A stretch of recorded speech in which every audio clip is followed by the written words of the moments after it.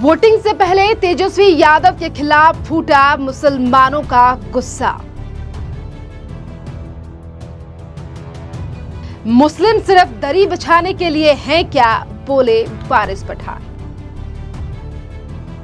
बिहार के विधानसभा चुनाव की तारीखों का ऐलान हो चुका है। आने वाले महीने में बिहार में होने वाली है विधानसभा चुनाव के लिए वोटिंग से पहले अब आरजेडी के नेता तेजस्वी यादव के खिलाफ लगातार मुसलमानों का गुस्सा अब बिहार में सामने आ रहा है और तेजस्वी यादव ही नहीं बल्कि महागठबंधन के खिलाफ अब लगातार सवाल उठा रहे हैं मुस्लिम और इसी के साथ साथ तमाम वो मुस्लिम पत्रकार और AIM जैसी पार्टियां। जी हाँ, दरअसल आपके लिए बता दें कि महागठबंधन ने बिहार विधानसभा चुनाव के लिए तेजस्वी यादव को मुख्यमंत्री पद का चेहरा घोषित कर दिया है और इसी बात की सबको पहले से उम्मीद भी थी। लेकिन जैसे ही मुकेश सहनी को मुख्यमंत्री का चेहरा घोषित किया गया है, बिहार में सियासी पारा काफी ज्यादा हाई हो गया है। महागठबंधन और आरजेडी के इस फैसले को लेकर असदुद्दीन ओवैसी की पार्टी से लेकर तमाम मुसलमान आज आरजेडी और गठबंधन के इस फैसले पर सवाल उठा रहे हैं। असदुद्दीन ओवैसी की पार्टी ऑल इंडिया मजलिस इत्तेहादुल मुस्लिमीन यानी AIMIM और बिहार के काफी मुस्लिम समुदाय के पत्रकारों ने आज गठबंधन और तेजस्वी यादव पर करारा हमला बोला है। आपके लिए बता दें कि अब लगातार सवाल उठाए जा रहे हैं कि बिहार में मुसलमानों की हिस्सेदारी और भागीदारी पर सवाल उठाए जा रहे हैं कि 18% वाला मुस्लिम समुदाय दरी बिछाने का काम करेगा और 2% वाला डिप्टी CM बनेगा। आखिरकार इस तरीके से क्यों किया जा रहा है बिहार में और लगातार आरजेडी से सवाल पूछे जा रहे हैं और कांग्रेस पर भी हमला बोला जा रहा है। AIMIM के नेता वारिस पठान ने कहा है कि जिसकी जितनी भरी संख्या उसकी इतने हिस्सेदारी का क्या हुआ। 2% वाला मुख्यमंत्री यानी कि उप मुख्यमंत्री बनेगा मगर 19% वाला मुसलमान कुछ नहीं बन सकता। ये क्या बराबरी है? क्या ये हिस्सेदारी है? क्या ये इंसाफ है? क्या मुसलमान सिर्फ वोट देने के लिए है या दरी बिछाने के लिए है? बिहार की जनता इस बार बिहार के चुनाव में जरूर जवाब देगी। और इतना ही नहीं, आपके लिए बता दें कि AIMIM के नेता एक तरफ वारिस पठान ने ये कहा है कि मुसलमान क्या सिर्फ दरी बिछाने के लिए है। बिहार से AIMIM के नेता शौकत अली ने भी सोशल मीडिया पर आरजेडी पर सवाल साधते हुए कहा है कि 2% वाला उप मुख्यमंत्री और 13 वाला मुख्यमंत्री, 18 वाले की तो दरी बिछाने वाले मंत्री हैं। जब हम कुछ कहेंगे तो बोलेंगे अब्दुल तू चुप बैठ वरना बीजेपी आ जाएगी। देखिए, इस तरीके से असदुद्दीन ओवैसी के पार्टी के नेता लगातार सवाल उठा रहे हैं और इसी के साथ साथ अगर हम बात करें तमाम मुस्लिम और लोगों की तो वो भी आज सवाल उठा रहे हैं। इसी के साथ सीमा अख्तर जो कि एक पत्रकार हैं और काफी दिनों से बिहार के चुनाव भी कवर कर रहे हैं, इसी पर उन्होंने भी सवाल उठाते हुए आरजेडी और गठबंधन पर सवाल साधा है। और सीमा अख्तर लिखते हैं कि सहनी ने 15 सीट पर एक भी मुस्लिम को उम्मीदवार तक नहीं बनाया। 2.5% वाले सहनी उप मुख्यमंत्री होंगे और 19 वाला मुसलमान वोटर लाइन में लगकर वोट देगा। इसी के साथ एक और पत्रकार शम्स तबरेज, क्योंकि लगातार जो लोग बिहार की राजनीति में एक्टिव हैं, बिहार की राजनीति को समझ रहे हैं और खास तौर पर मुस्लिम पत्रकार, आज वो लगातार आरजेडी और गठबंधन को लेकर सवाल उठा रहे हैं और ये लिखते हैं कि बिहार में सहनी की आबादी सिर्फ 4% है और ये बीजेपी का कोर वोट बैंक है।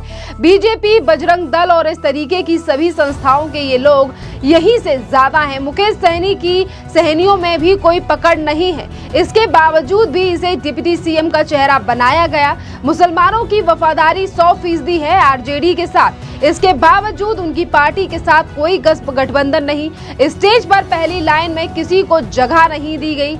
मुख्यमंत्री और डिप्टी CM बनने का तो मुसलमान को सिर्फ ख्वाब ही देख सकते हैं। इसी के साथ वसुद्दीन सिद्दीकी, देखिए लगातार जो लोग हैं सोशल मीडिया पर, वसुद्दीन सिद्दीकी वो भी एक पत्रकार हैं और वो कह रहे हैं तेजस्वी यादव जी नए समीकरण की दिल्ली मुबारक, आपने नए MY मुस्लिम यादव की जगह अब YM यादव मल्ला समीकरण बनाया है। और वैसे मुसलमान जाएगा कहां, वो तो बीजेपी के डर से आपको ही वोट देगा, यही चर्चा चल रही है ना। और देखिए कांग्रेस ने आखिरकार आपने अपनी मांग मनवा ही ली। चुनाव बाद में या पहले उप मुख्यमंत्री के ऐलान का फैसला लेते तो लोग खुश होते, मुकेश सहनी भागेंगे और ना ही तो अपनी कुर्सी बचा पाएंगे।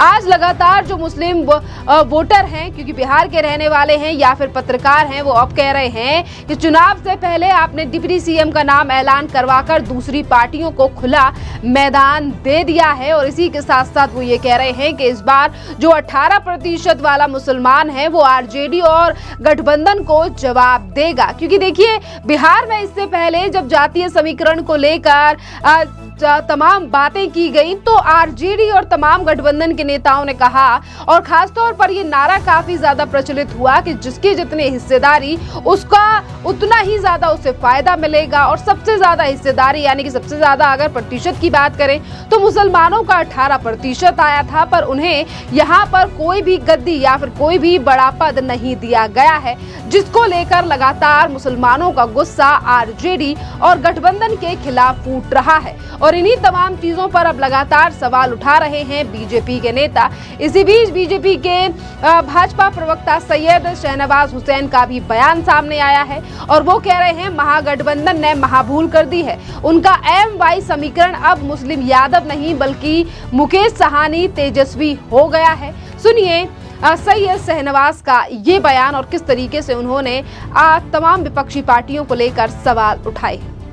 देखिए, महागठबंधन ने ये सोच लिया है कि माइनॉरिटीज़ के लोगों की कोई वैल्यू नहीं है। महागठबंधन ने ये मान लिया है कि मुस्लिम समाज को सिर्फ वो डरा कर वोट लेंगे, उनकी कोई अहमियत नहीं है। टिकट में भी मुस्लिम समाज के साथ अनदेखी महागठबंधन ने की और जब मुख्यमंत्री और उप मुख्यमंत्री का उम्मीदवार बनाया उसमें भी अल्पसंख्यक समाज अपने आप को ठगा हुआ सा महसूस कर रहा है। ये लोग तो माई समीकरण की बात करते हैं, कहाँ गया माई समीकरण।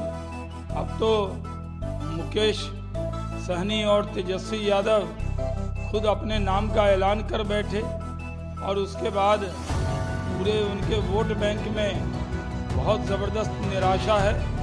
अब इस चुनाव में जो उनका वोट बैंक है वो उनको मिलने वाला नहीं है, क्योंकि सबका साथ, सबका विकास, सबके विश्वास के रास्ते पर हम लोग चुनाव के मैदान में हैं। नीतीश कुमार ने न्याय के साथ विकास किया है।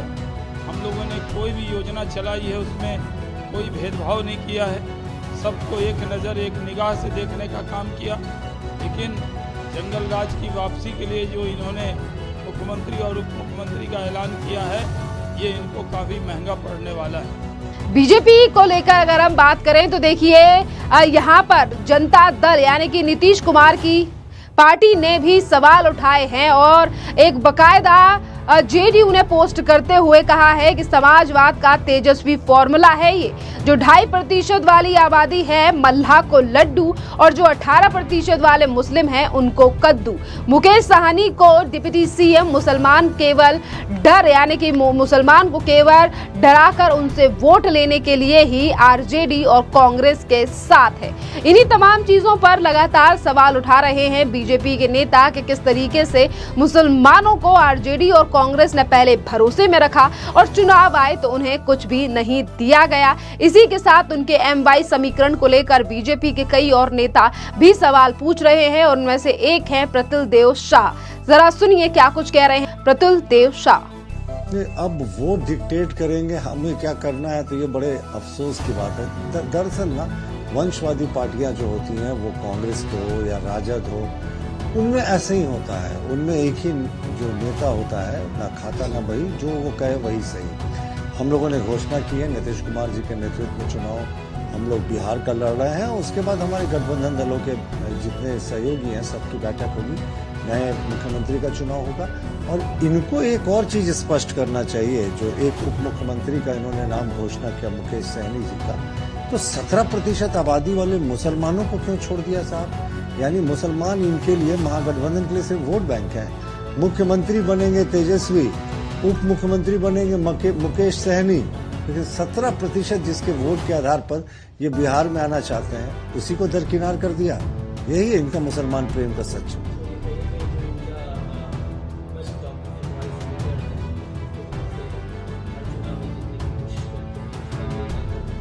नहीं, एमवाई समीकरण है कहाँ? एम समीकरण सिर्फ वोट लेने के लिए है। रूल तो करता है उनका वाई के चुनिंदा नेता। यादवों में भी सबको हिस्सा कहाँ मिलता? वो तो एक परिवार का कब्जा है, 2-3 परिवार मिलकर पूरे राजद को चलाते हैं। बाकी आम यादव अभी भी ठगा महसूस करता है, लेकिन मुसलमानों को तो इन्होंने ठेंगा दिखा दिया। उप मुख्यमंत्री का पद नहीं दे रहे साहब। 17% आबादी है, यादवों की 14% आबादी है, उससे मुख्यमंत्री। 2% से भी कम आबादी है मल्लाहों की, उससे उप मुख्यमंत्री। 17% आबादी वाले मुसलमानों को इन्होंने दिखा दिया साहब कि आप सिर्फ वोट लेने का जरिया हो, तो सत्ता में तो हम ना लाएंगे। तो देखिए, बीजेपी के नेता लगातार हमलावर हैं और सबसे बड़ा सवाल ये है कि जो कोर वोट बैंक था आरजेडी का और कांग्रेस का, आज उन्हीं गठबंधन ने उसी कोर वोट बैंक को कुछ भी नहीं दिया है। तो सीधा सीधा इसका फायदा आने वाले विधानसभा के चुनाव एक ज्यादा दूर नहीं रह गए हैं। वोटिंग के दिनों में अब महज 15 से 17 दिन रह गए हैं बिहार की वोटिंग में, और बिहार में लगातार समीकरण बदलते हुए नजर आ रहे हैं, क्योंकि जो मुसलमानों का वोट आरजेडी और गठबंधन की तरफ जा रहा था वो कहीं ना कहीं अब बीजेपी या फिर असदुद्दीन की पार्टी की तरफ ज्यादा हो सकता है, क्योंकि जिस तरीके से मुख्यमंत्री के नाम का तो सबको पता था कि तेजस्वी यादव बनेंगे, पर मुकेश सहनी के नाम के ऐलान के बाद मुस्लिम जो वोटर है, मुस्लिम जो लोग हैं, वो लगातार आरजेडी से नजर आ रहे हैं, जिसका खामियाजा भुगतना भी पड़ सकता है आने वाले वोटिंग के दिनों में। खैर, इस पूरे मामले पर अब आपकी भी जो राय हो, आप भी हमें कमेंट कर जरूर बताइए। धन्यवाद।